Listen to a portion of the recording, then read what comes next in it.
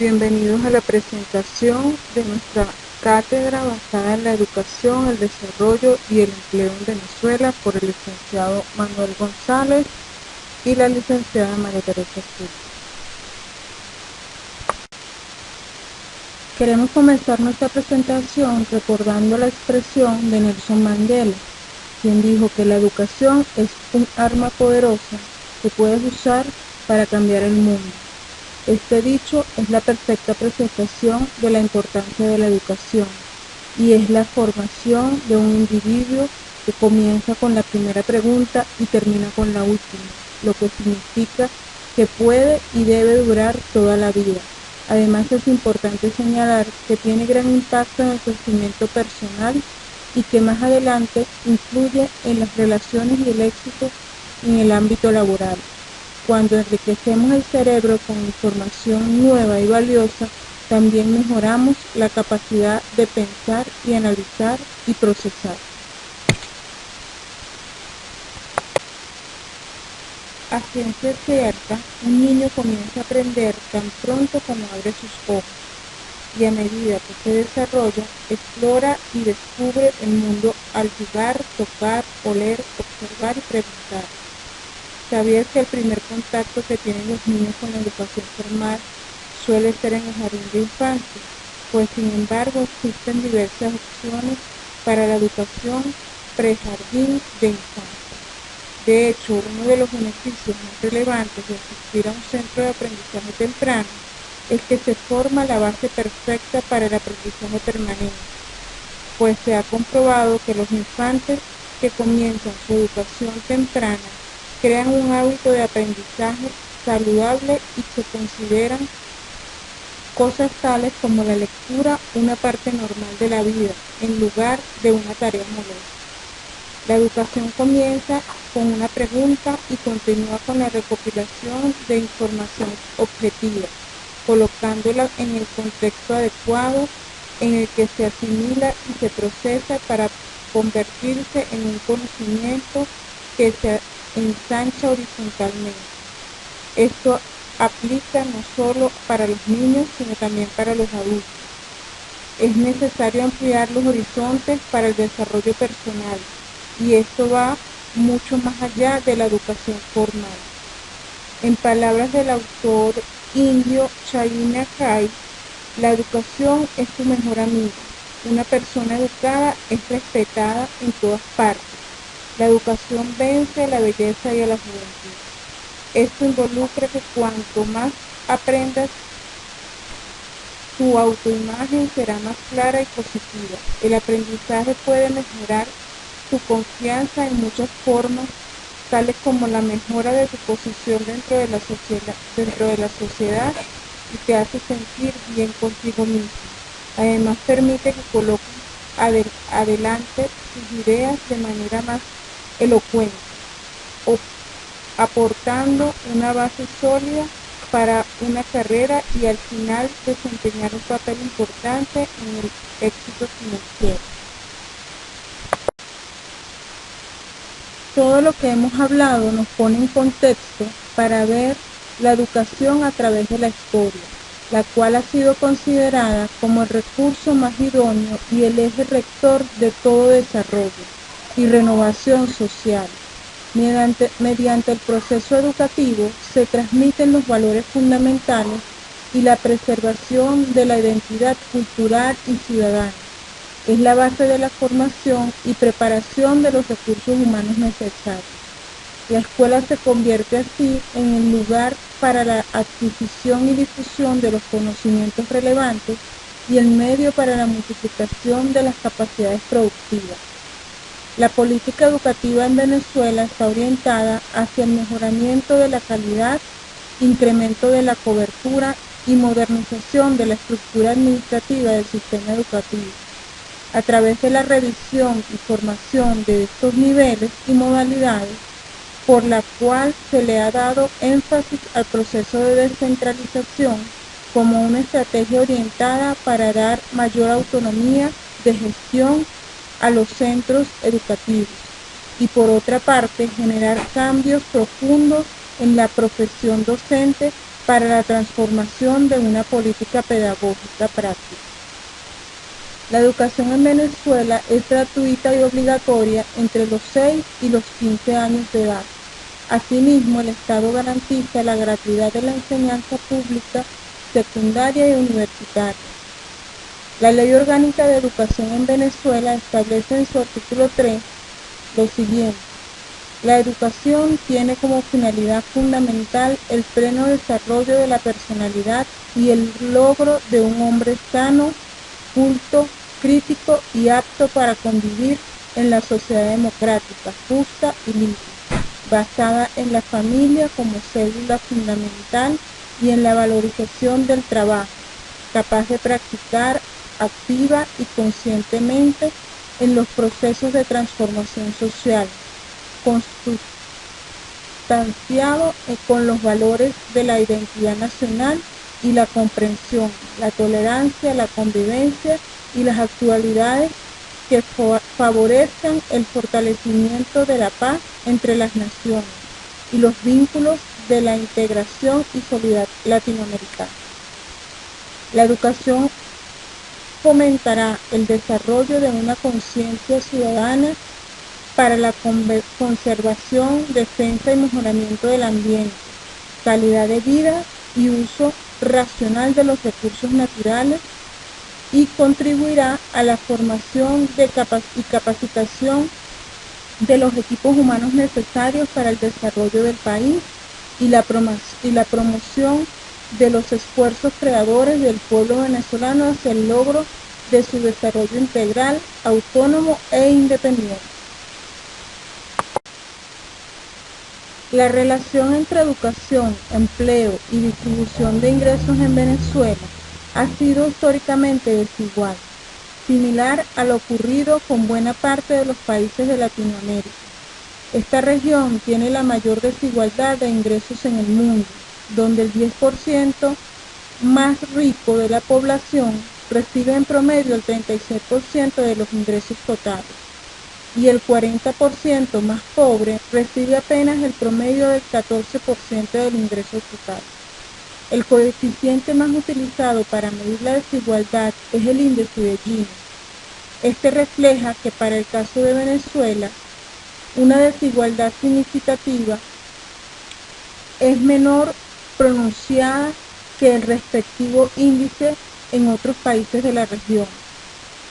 Comparativamente, Venezuela no está entre los países de Latinoamérica que exhiben peores índices de desigualdad de ingresos, entre los cuales está Brasil, Haití, Guatemala, Paraguay, entre otros, pero se encuentra bastante alejada de una distribución de ingresos que exhibe la mayoría de los países europeos,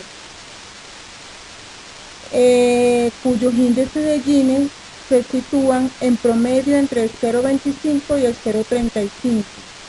En el primer gráfico podemos recoger la desigualdad de la distribución de ingresos para algunos años entre 1971 y 2002 en Venezuela.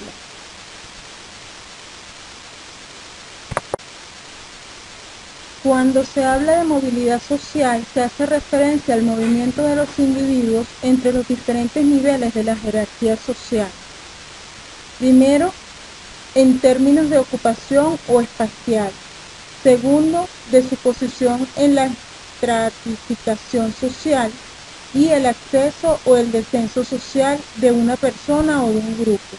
Estas están determinadas primordialmente por factores económicos que establecen las diferencias entre los grupos sociales, es decir, las clases sociales que están determinadas por los elementos económicos, es decir, los ingresos monetarios, y por la ubicación de las personas en el proceso de producción.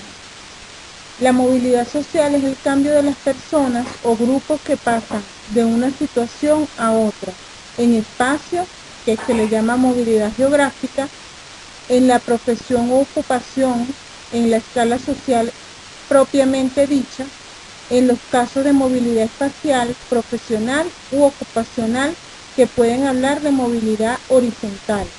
Por ejemplo, el trasladarse del campo a la ciudad o el paso de un trabajo a otro. con el mismo nivel de prestigio o de ingreso. La movilidad vertical es el paso en un estrato social a otro superior o inferior. También puede tomar en consecuencia a la familia y al individuo, distinguiéndose de la movilidad general y la movilidad individual. La movilidad generacional puede ser intergeneracional cuando describe un cambio social entre generaciones, y intergeneracional cuando describe un cambio significativo en la posición social dentro de una sola generación.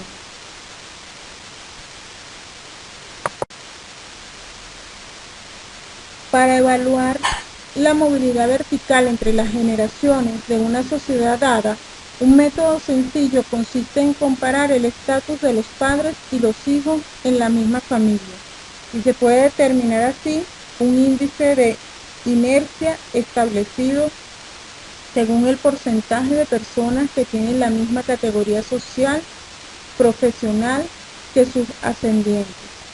Este índice de inercia es elevado para los profesionales liberales, en los cuales la movilidad es débil.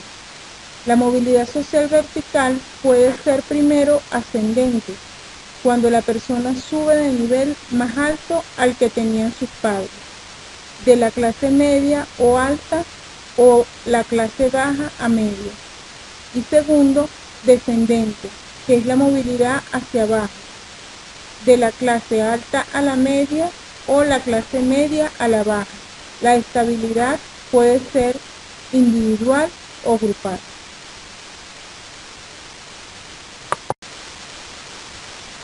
La movilidad social no solo queda en el movimiento de los individuos entre los diferentes niveles de jerarquía social.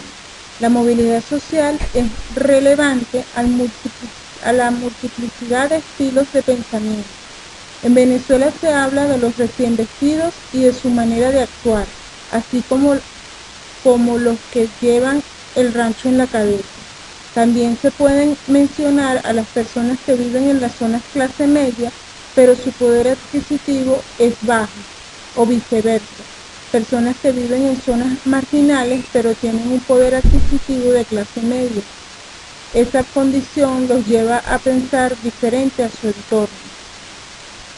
En este sentido, la movilidad horizontal lleva a las personas a creer que los demás piensan de modo diferente, pero no los impulsa a cuestionar el sistema de conocimiento del grupo al que pertenecen.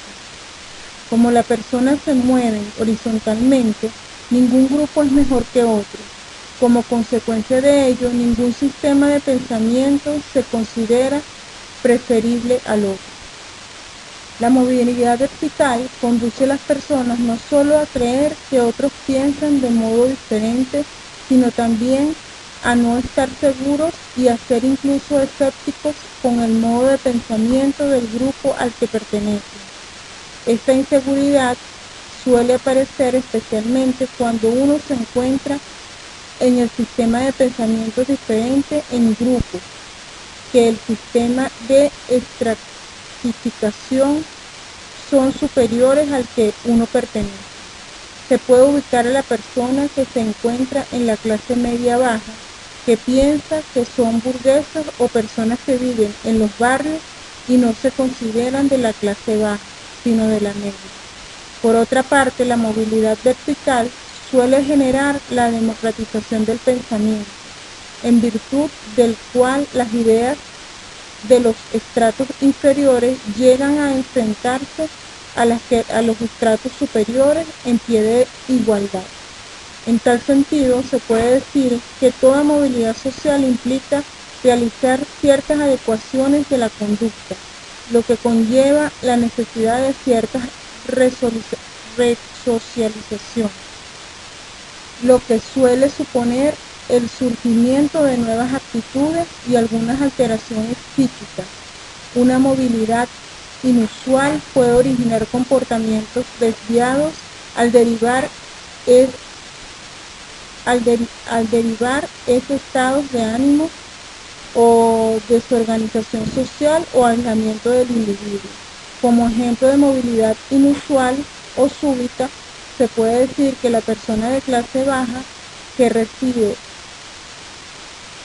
una herencia millonaria, o el que se gana un juego de un premio de lotería, así como la persona de clase alta que de repente pierde toda su fortuna. A continuación, dejamos en sus manos la bibliografía revisada para nuestra presentación. Nos despedimos esperando que la misma haya sido de su agrado. Gracias por su atención.